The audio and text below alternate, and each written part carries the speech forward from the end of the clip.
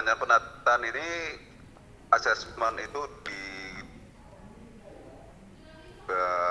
dilakukan untuk semua jenjang dari jenjang SD sampai SMK termasuk SLB dan program ABD dan Ponpes ya, masuk ke sana.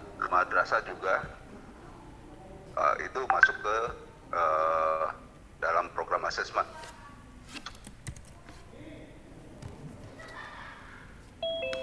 Dan yang diwajibkan memiliki MPSN yang valid.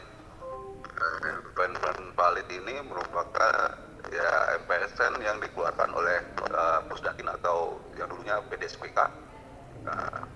Itu dalam sistem verbal SP. Satuan pendidikan memiliki peserta didik di tingkat kelas menengah dan akhir.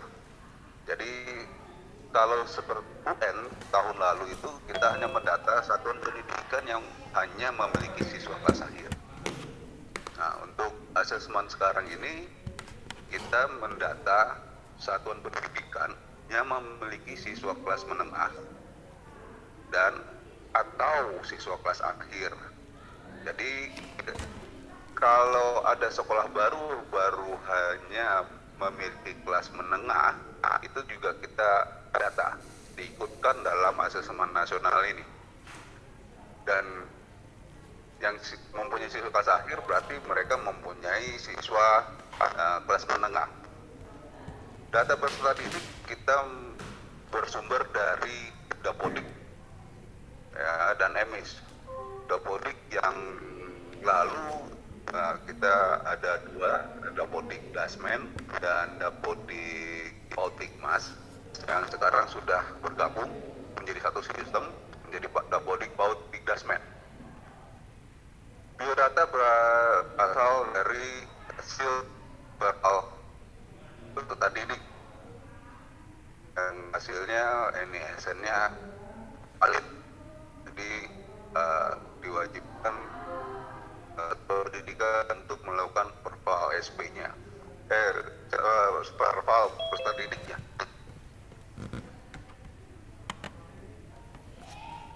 Untuk sekarang metode yang kita gunakan kita ubah dari tahun lalu yang tadinya unduh dari PDUN dan diupload ke BUN. Nah, sekarang kita tarik data dari laman pendataan asesmen ini ke peserta didik yang dikelola oleh Pusdatin. Penarikan dapat dilakukan oleh satuan pendidikan, dinas, kabupaten kota, dan dinas provinsi. Pada proses penarikan itu kita juga melakukan validasi kelengkapan isi data peserta didik ini.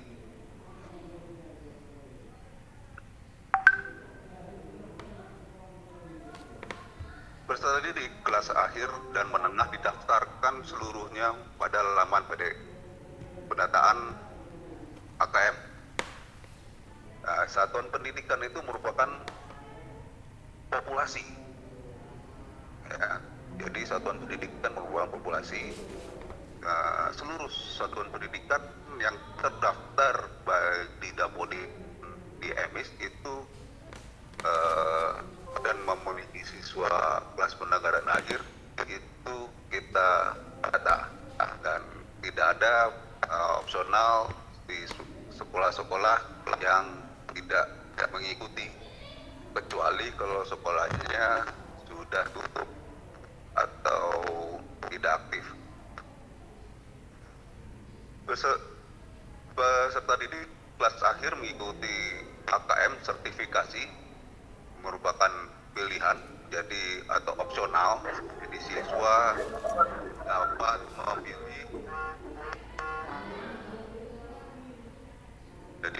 dapat memilih.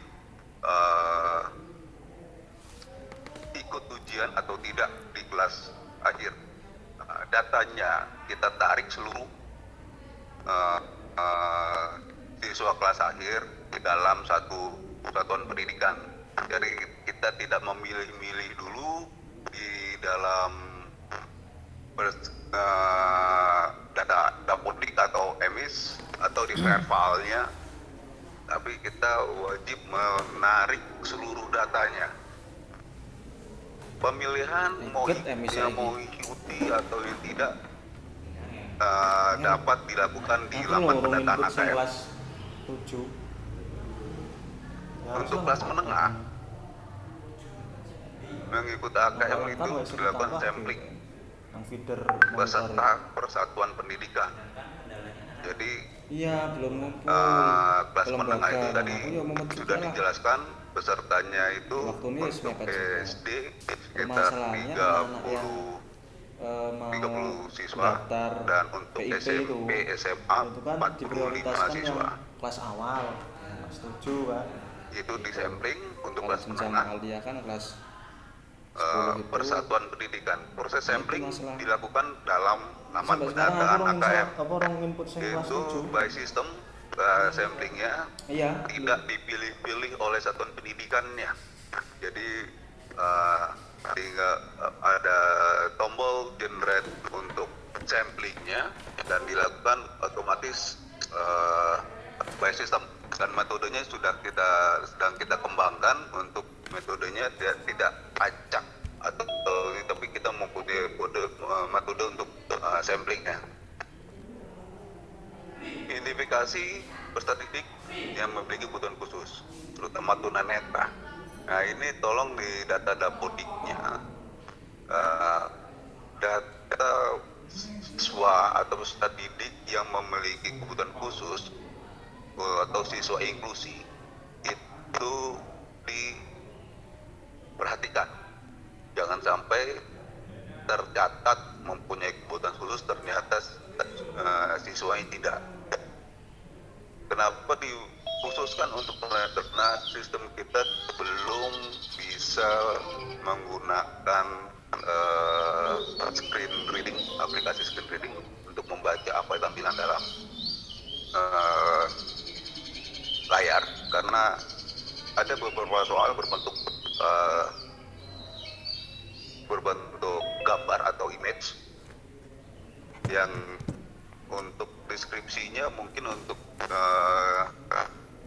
aplikasi screen reading itu agak sulit. Peserta didik yang menggunakan program MKS itu juga dari tahun ke tahun sering ketinggalan dalam melaksanakan ujian. Seperti tahun kemarin untuk UN, anak kelas akhir ini untuk program SKS ternyata masih terdaftar di kelas menengah. Nah, untuk ini mohon operator Dapodik di sekolah berkoordinasi dengan petugas data Kagadik di kabupaten atau di provinsi untuk mengatasi hal ini. Ya, kadang di sistem Dapodiknya itu harus mengisi rapornya kalau dia menandakan dia kelas berapanya itu di Dapodik. Jadi untuk siswa program SKS ini kalau terdapat di daerah Bapak Ibu, tolong diidentifikasi dan dicek kondisi semesternya. Ini tingkatan kelas. Untuk SD, MI, SDLB itu kelas 5 kita lakukan survei, sampling peserta didik per sekolah. Didaftarkan peserta didiknya anak atau siswa kelas 4 semester genap. Jadi nanti ujiannya dijadwalkan di bulan Agustus. Jadi anak yang kelas 4 semester genap ini kita data untuk nanti kita lakukan ujiannya di bulan Agustus. Kalau kita data di semester ganjil, itu kemungkinan waktunya tidak mengejar. Jadi mendatanya anak yang masih duduk di kelas 4 semester genap.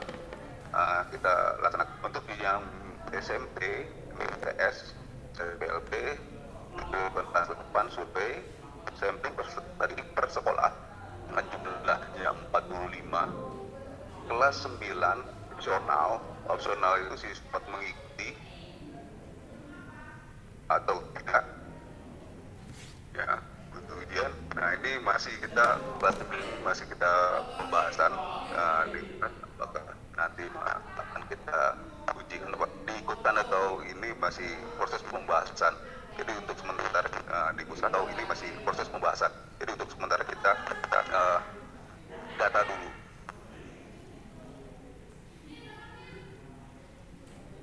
Dengan SMA ada 4 personal ya, SMA itu kelas menengahnya itu kelas 11 itu kita lakukan survei sampling peserta didik per sekolah sebanyak 45 anak yang mewakilkan program studi kalau SMK kompetensinya. Kelas 12 itu personal bagi peserta didik mau uji atau tidak. Umumkan untuk kelas akhir ini jangan mengikuti. Untuk program ABC kedudukan di kelas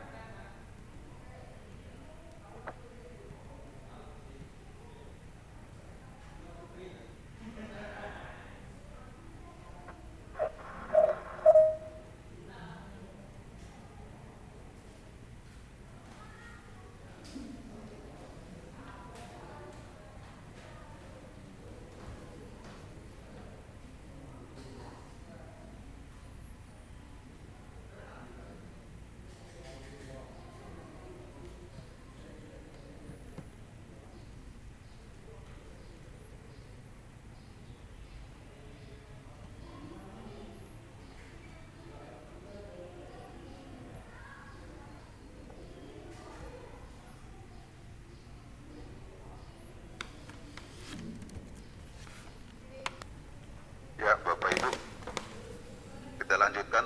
Tadi ada kendala teknis di ruangan. Oke, jadi kita lanjutkan dari jenjang tingkatan kelas ya. Tadi di SMA, jenjang SMA sederajat ya, itu ada MA, SMA LB dan SMK. Itu dilakukan kelas 11. Itu metodenya survei dan sampling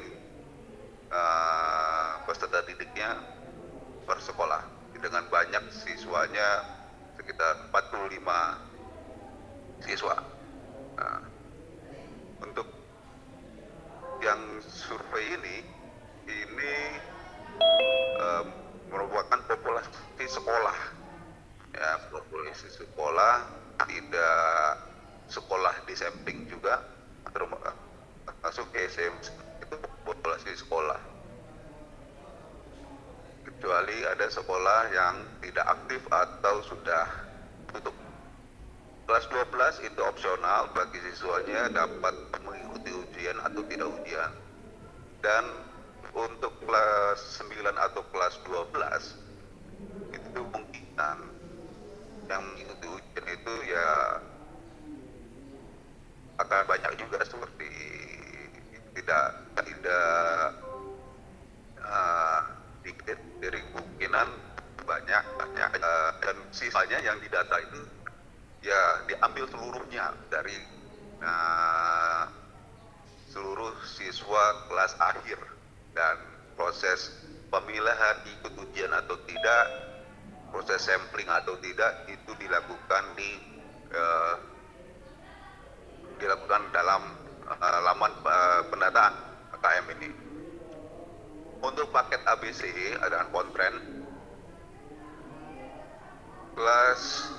kelas atau kelas akhir itu peserta didik wajib mengikuti karena untuk penyetaraan itu dilakukan pada KKM ini.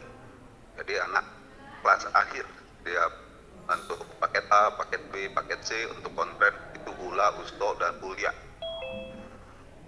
Jadi hanya untuk kelas akhir saja.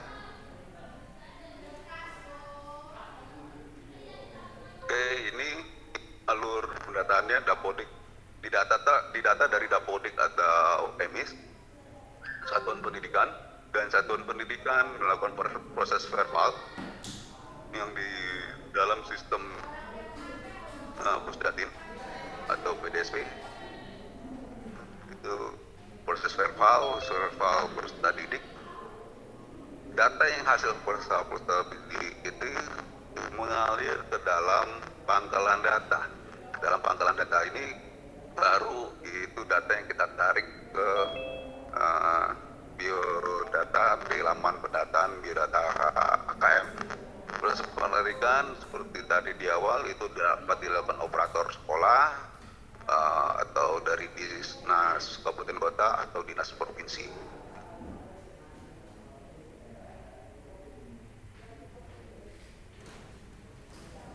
Biodata peserta didik masih sama seperti kemarin, perubahannya tidak terlalu signifikan. Ada nama siswa, tempat tanggal lahir, nama orang tua, jenis kelamin, agama, alamat, NIPD atau NIS, itu nomor induk peserta didik di sekolah atau nomor induk sekolah, jadi nomor induk siswa di sekolah. NISN, kelas para rombel, program studi IPA IPS, bahasa, keagamaan Islam, keagamaan Kristen, keagamaan Katolik, dan keagamaan Hindu. Kompetensi keahlian untuk SMK, nomor peserta UN jenjang sebelumnya, kurikulum untuk KTSP, K13 atau K13 revisi untuk SMK, MPSN, dan jenis keturunan khusus di siswa inklusi. Selain biodata yang tadi, ada juga biodata yang akan kita tarik jadi mengenai ekonomi sosial. Itu berisi jenis tinggal, alat transportasi ke sekolah, siswanya anak berapa, layak, PDP, alasannya, jenjang pendidikan ayah, pekerjaan ayah, penghasilan ayah, dan jenjang pendidikan ibu, pekerjaan ibu, penghasilan ibu, jenjang pendidikan wali, pekerjaan wali, penghasilan wali. Nah, untuk wali ini bagi siswa yang tinggal dengan wali. Pernah PAUD atau pernah TK, hobi, cita-cita, jarak rumah ke sekolah dalam kilometernya, jumlah tempuh ke sekolah, menit tempuh ke sekolah, jumlah saudara kandung. Dan ini pada pertemuan yang lalu kita berapat dengan Pusdatin untuk mengecek keisian variabel ini. Ternyata masih banyak yang kosong, dan ini sangat kita perlukan dalam mengatur proses analisis dan proses waktu kita melakukan sampling. Nah, ini tolong Bapak Ibu diberitahu ke sekolah-sekolah untuk siswa-siswa yang akan ikut AKM ini, informasi-informasi atau variabel yang ada ini tolong diisi selengkapnya. Oke, untuk laman pendataan yang lama kita mengenai bio UN, ya, ada bio SDMI, bio SMP, bio UN SMA MA, bio UN SMK, bio UN paket ABC, bio UN SLB. Ini kita ubah menjadi laman AKM nanti itu bio AKM untuk portalnya, untuk SD bio SD, SMP bio SMP, SMA itu bio SMA, SMK itu bio SMK, paket atau ULA USTO itu biopaket, untuk SLB bio SLB. Oke, cukup sekian penjelasan sementara mengenai rancangan pendataan. Terima kasih. Wassalamualaikum warahmatullahi wabarakatuh. Ya, terima kasih untuk Pak Dodi atas materi yang telah disampaikan terkait dengan pendataan ya. Oke, selanjutnya kita masuk dulu ke materi berikutnya, yaitu terkait dengan dukungan infrastruktur Kemdikbud terhadap UBKD yang akan disampaikan oleh Pak Hendra dari Pusdatin. Untuk Pak Hendra, waktu dan tempat dipersilahkan.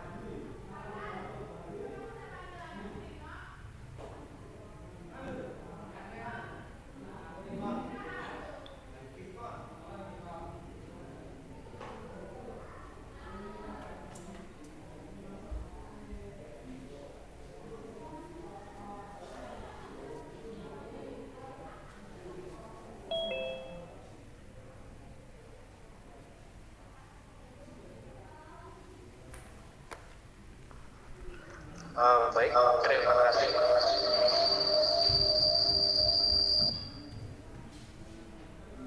Tes, kedengeran? Oke. Baik, terima kasih atas kesempatan yang diberikan.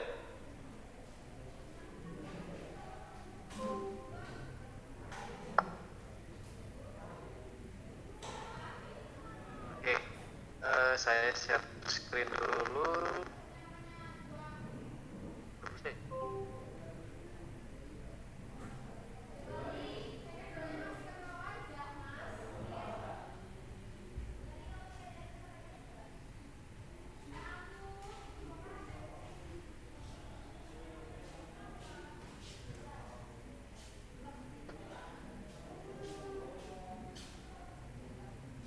Kelihatan Bapak Ibu share screen-nya? Ada ya? Oke, sip. Terima kasih atas waktunya. Saya Hendra dari Pusdatin Kemendikbud. Dalam hal ini, dalam sesi ini saya akan mewakili tim dari Pusdatin dalam hal mungkin sharing knowledge saja ya tentang topologi infrastruktur, terutama server yang kita sediakan, yang kita support untuk BKD ini.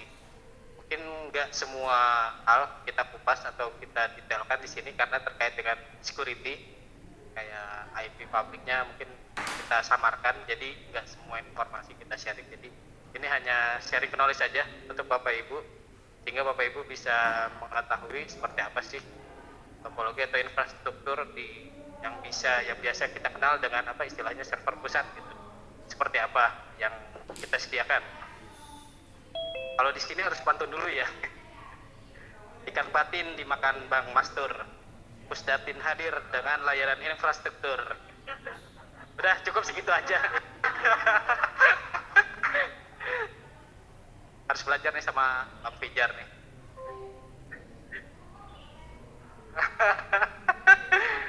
Oke, baik, kita lanjut.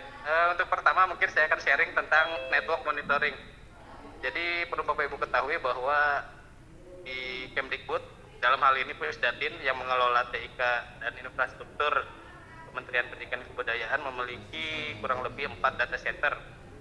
Ada yang di Ciputat, di Senayan, di Surabaya, sama satu lagi di Duren 3. Cuman dalam hal ini kita pusatnya di data center di Ciputat, di kantornya Pusdatin Kemendikbud. Dalam hal network monitoring, semua server, semua bandwidth, perangkat network kita monitor, sehingga jika ada kendala, jika ada overload bandwidth ataupun beban traffic dari salah satu atau beberapa perangkat jaringan termasuk server, kita segera mengetahuinya dan akan kita lakukan tindak lanjut seperti meningkatkan bandwidth. Kita mitigasi misal nanti ada serangan seperti flooding, DDoS dan lain sebagainya. Begitu juga dengan server-server yang kita sediakan untuk BKD ini, semuanya kita monitoring. Contohnya seperti ini. Mungkin Bapak Ibu yang berurusan dengan data center mungkin sudah familiar dengan traffic seperti ini. Kita punya traffic MRTG-nya maupun untuk mapnya seperti apa gitu. Kemudian dalam hal topologi, di sini Bapak Ibu bisa melihat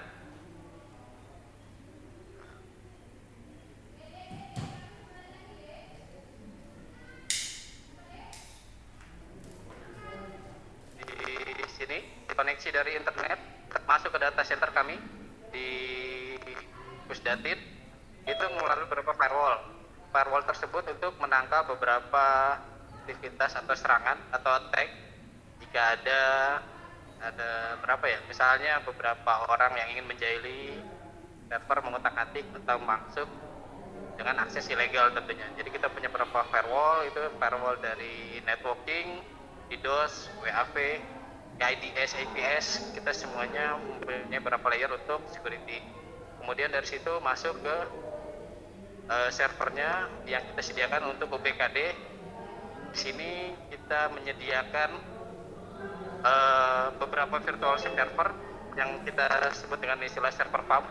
Ini aksesnya private, jadi tidak bisa diakses dari publik, hanya bisa diakses di dalam jaringan kami saja.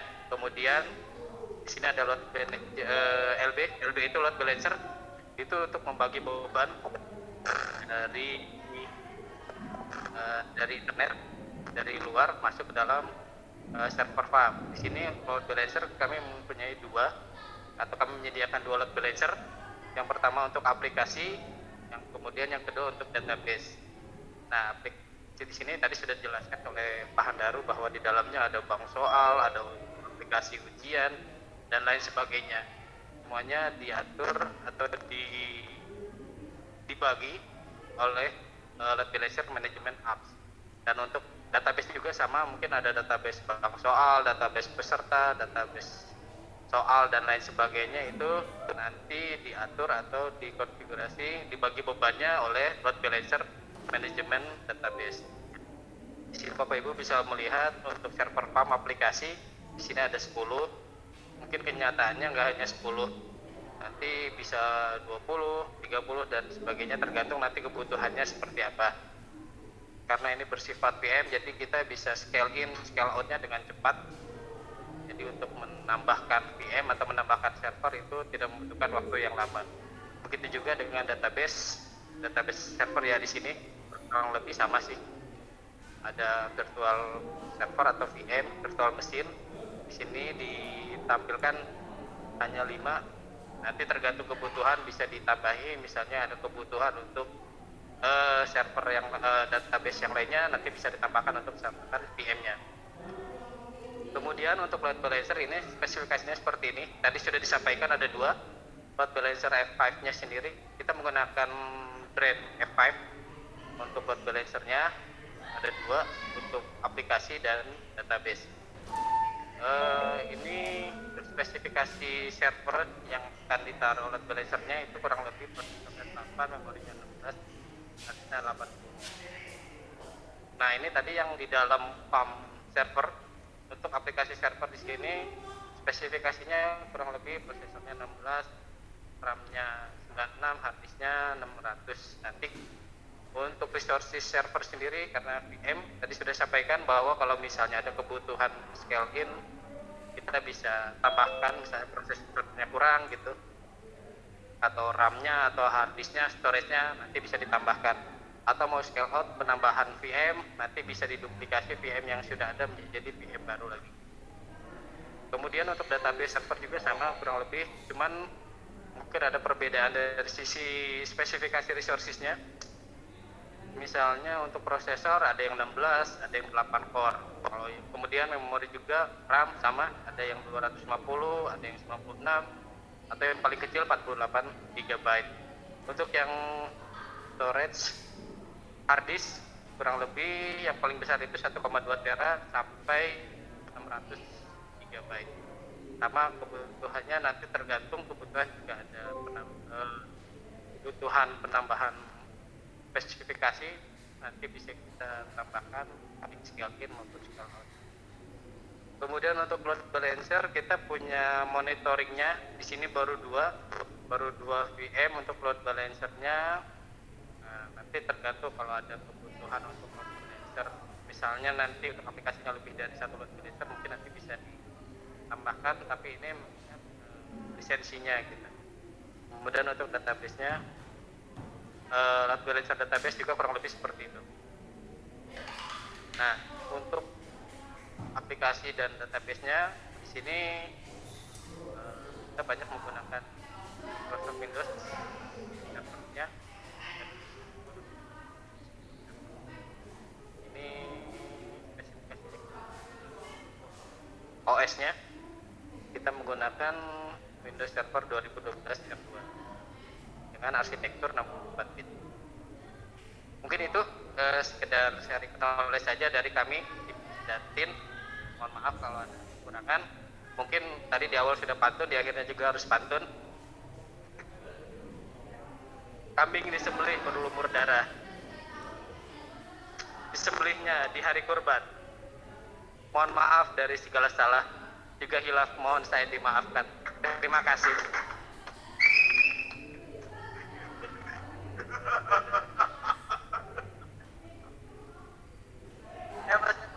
Saya kembalikan ke MC ya. Terima kasih.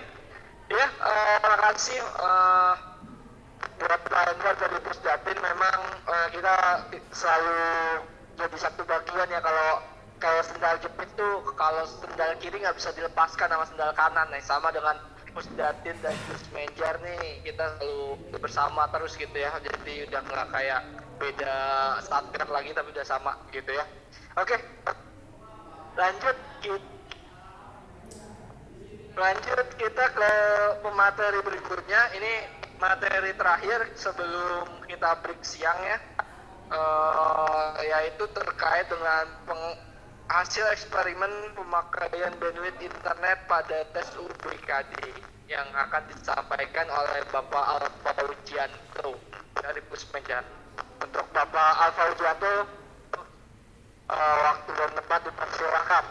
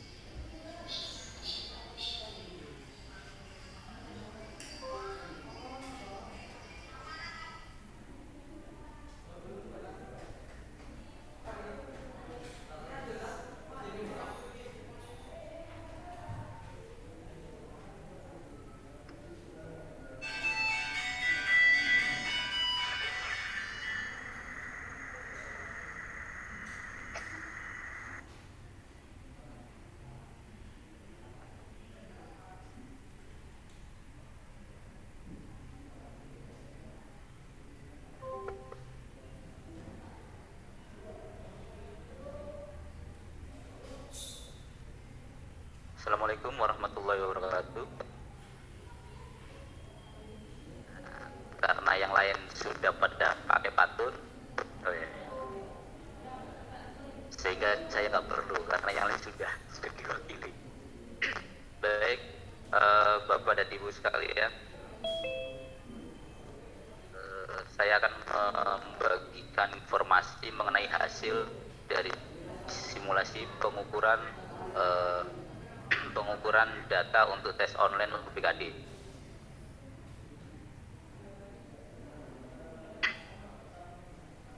Jadi metode yang kita gunakan menggunakan tiga jaringan.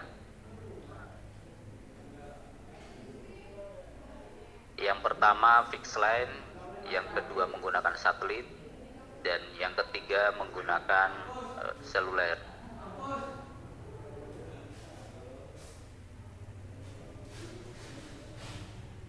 Nah, penggunaannya seperti ini. Menggunakan satelit, kita menggunakan dengan 4 user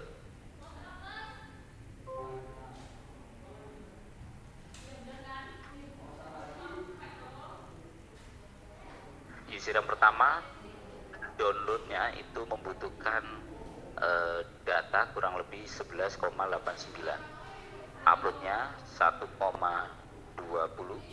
sehingga totalnya 13,09. Ini dengan durasi waktu 21 menit. Di 4 user ini menggunakan 2 sesi. Sesi pertama 25 soal dan sesi kedua 17 soal. Di user yang kedua itu downloadnya menggunakan data kurang lebih 11,11 MB, uploadnya 1,42 MB, totalnya 12,53 MB dengan durasi waktu 19 menit.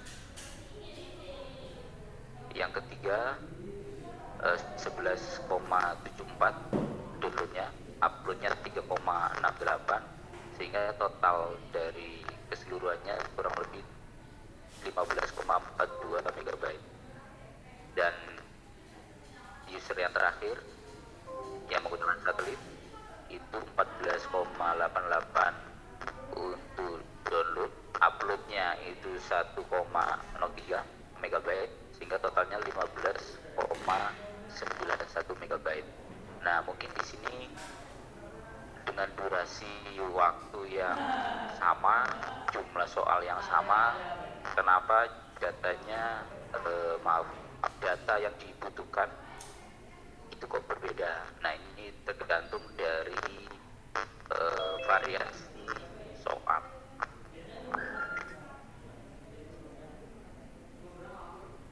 Terus metode yang kedua menggunakan fixed line.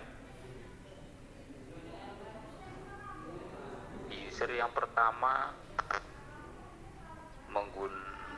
data yang dibutuhkan kurang lebih 14,68 untuk downloadnya, uploadnya 1,33, totalnya 16,01, durasi waktunya 35 dengan jumlah soal yang sama ini dengan 4 user.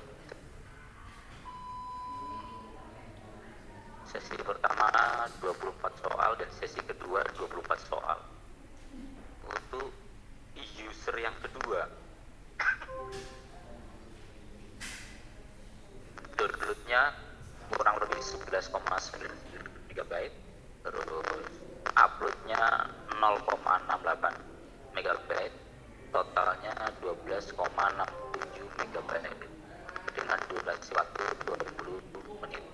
User yang ketiga 12,94 untuk download, uploadnya 2,74, totalnya 15,68 MB. Dan user yang terakhir downloadnya menggunakan data kurang lebih 12,74, uploadnya 0,87, sehingga totalnya 13,60. Nah, di sini ada 3 durasi waktu yang sama tetapi membutuhkan data yang berbeda. Itu dipengaruhi oleh jenis soal, apakah hanya teksnya saja atau dengan gambar, kombinasi gambar dan teks.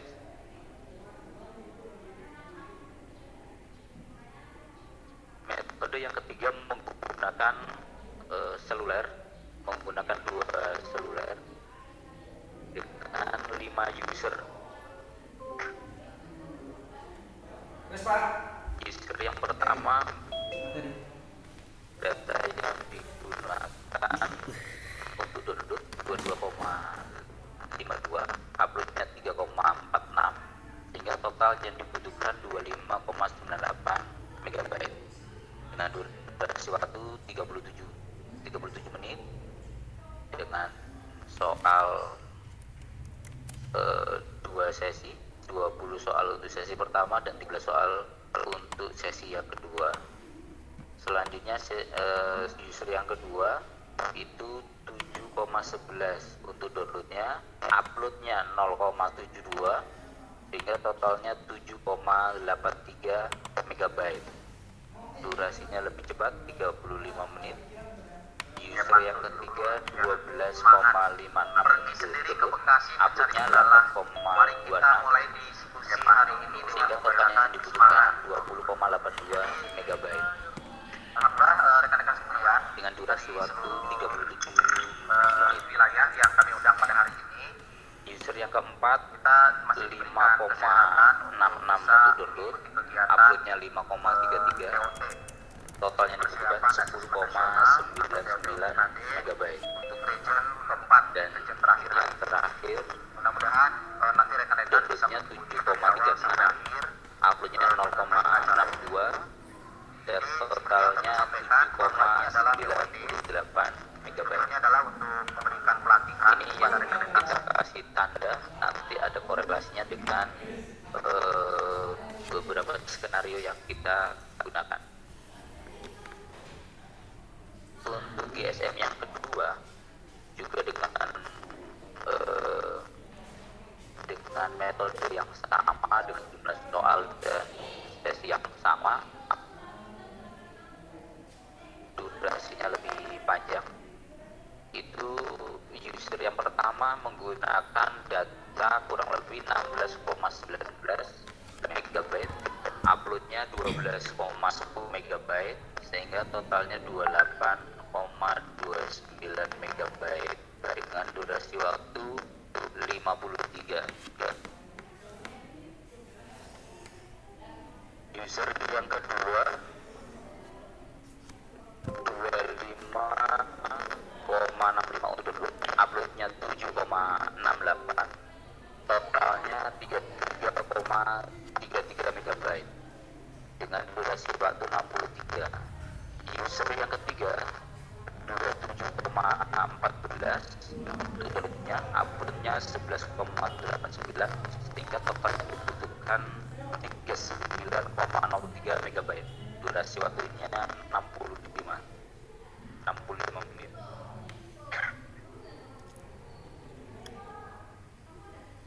User yang keempat untuk downloadnya membutuhkan data 19,45 MB, uploadnya 3,44 MB, sehingga totalnya 22,89 MB dengan durasi waktu 52 menit.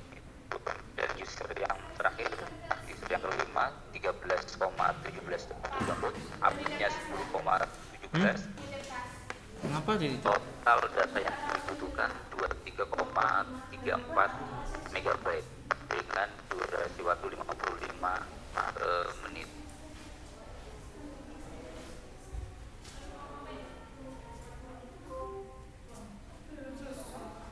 Dari ketiga metode ini kita menggunakan skenario untuk di tampilan ujian. Terus halaman token, halaman informasi, halaman ujian itu di fixline dengan 4 user, terus menggunakan satelit fixline dengan bandwidthnya 2 MB per second, terus satelit dengan bandwidth 6,6 MB per second 4 user. Seluler yang pertama dengan bandwidth 500 KB per second dengan 5 user, dan seluler yang kedua dengan bandwidth 500 KB per second 5 user juga. Yang pertama test case-nya dengan di halaman login. Jadi siswa atau peserta mengklik tombol run example secara bersamaan. Display dengan 4 user itu 7 sampai 24 detik responnya. Terus satelit 29 sampai dengan 51 detik. Terus seluler yang pertama 49 sampai dengan 77 detik. Seluler yang kedua 46 sampai dengan 52 detik.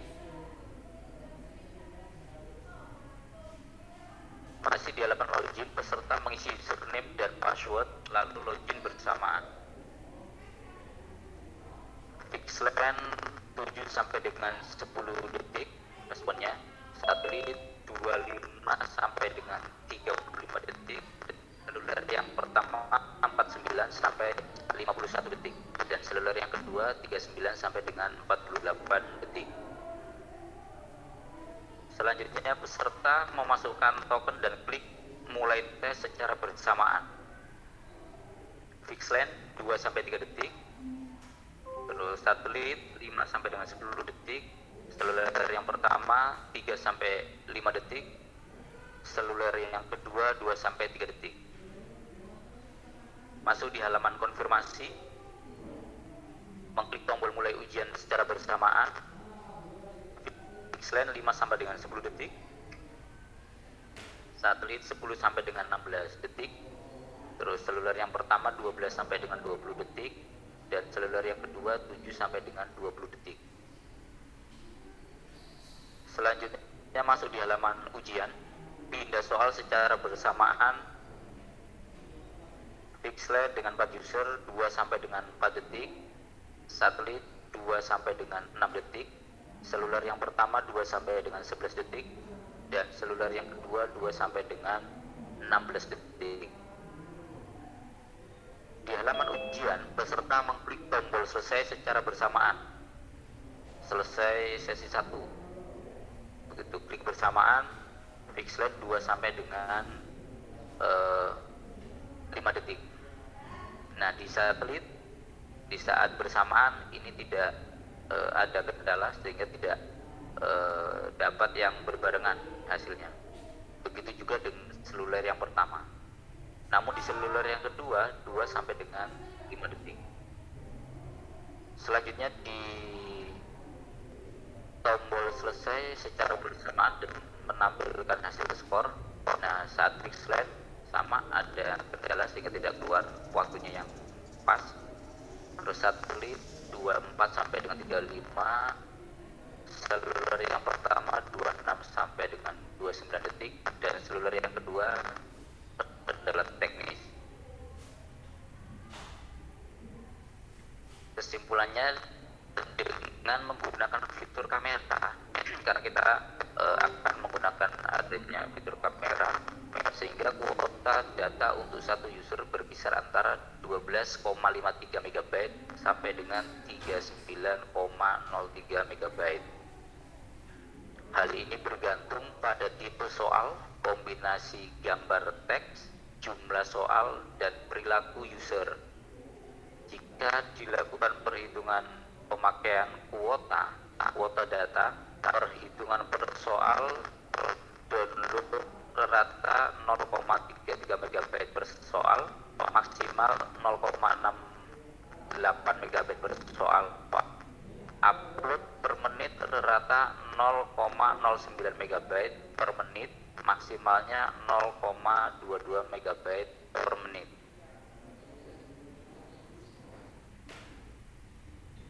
Traffic yang dapat kita tangkap dari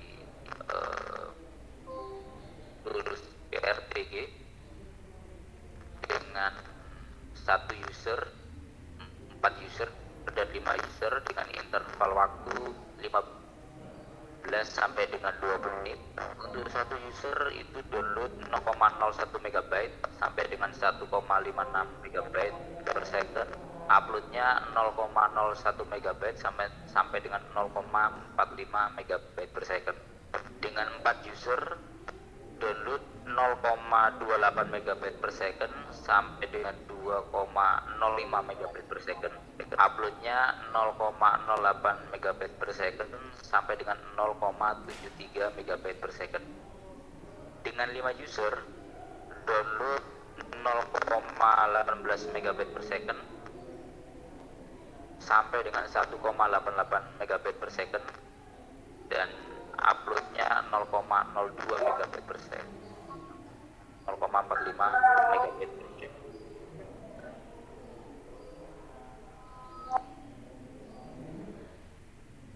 Jika tadi traffic, sekarang kita di data respon untuk 4 user di 3 metode.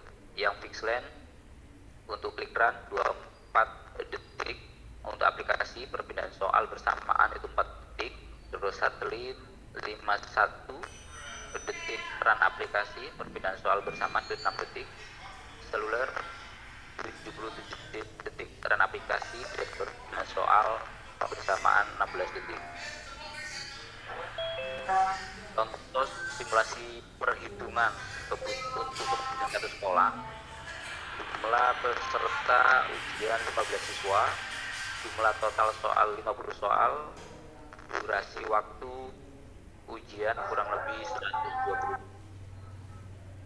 Minimum bandwidth yang dibutuhkan untuk excellent itu download 0,56 MB per second per user kali 15 siswa sama dengan 23,4 MB per second. Untuk uploadnya 0,45 MB per second per user kali 15 siswa sama dengan 6,76 MB per second. Jika menggunakan yang moderate, download 0,78 MB per second per user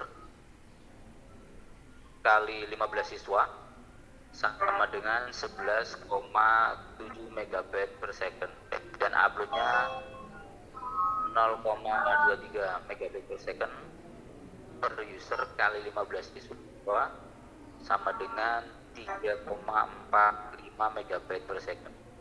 Minimum kuota data yang dibutuhkan download 1,5 MB per soal per user kali 5 soal kali 15 siswa sama dengan 1125 MB atau 1,125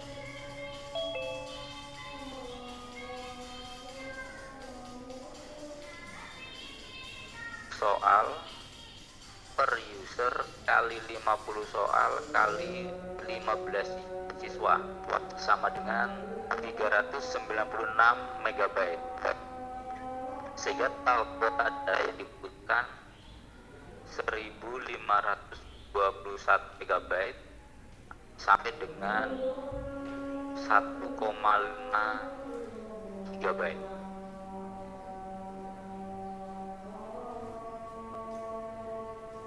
Itu hasil dari simulasi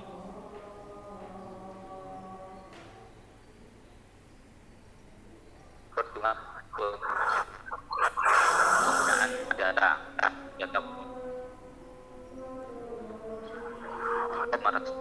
data kota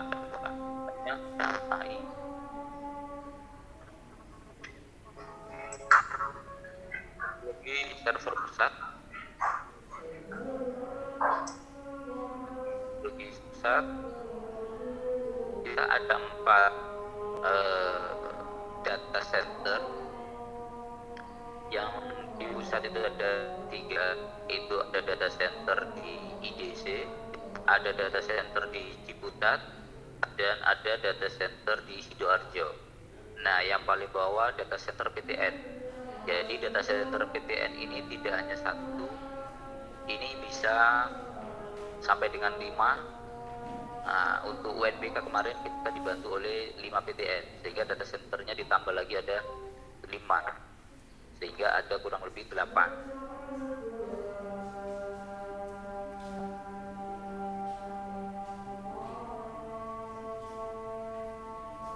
Nah, topologi untuk mengakses ke server itu dari sekolah masuk ke jaringan internet,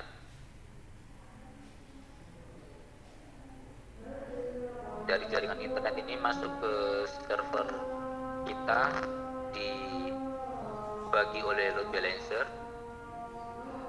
Dari load balancer ini nanti yang akan mengarahkan ke server-server di belakangnya.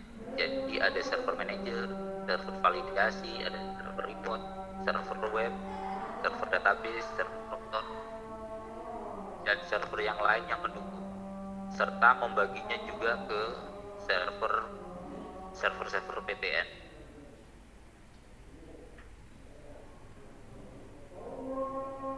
Nah, tugas dari server pusat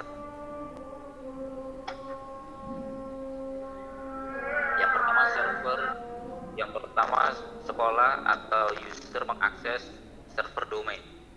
Nah, setelah dari domain dibagi ke server web. Di sini ada 3 server web. Sehingga dari load balancer ini yang membagikan ke 3 server web.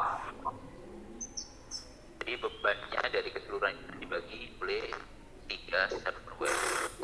Sehingga tidak terjadi stuck ataupun resource yang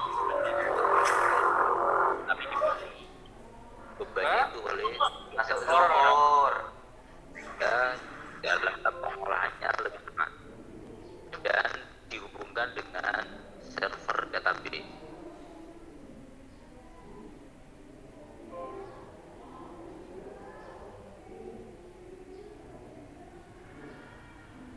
Ya, kurang lebih seperti itu yang dapat saya sampaikan dari simulasi penggunaan data, kuota data yang dibutuhkan, topologi dari server pusat. Mudah-mudahan bisa bermanfaat. Saya akhiri. Assalamualaikum warahmatullahi wabarakatuh. Patutnya kan sudah diperlukan. Ya, Bapak Ibu, untuk sesi pagi sampai siang hari ini kita cukupkan sampai di sini. Nanti Bapak Ibu bisa masuk lagi ke, tetap terkoneksi dengan Zoom-nya Bapak Ibu ya. Jadi boleh istirahat dulu, tetapi Zoom-nya tetap connect, ditinggalkan dulu, matiin aja untuk kameranya.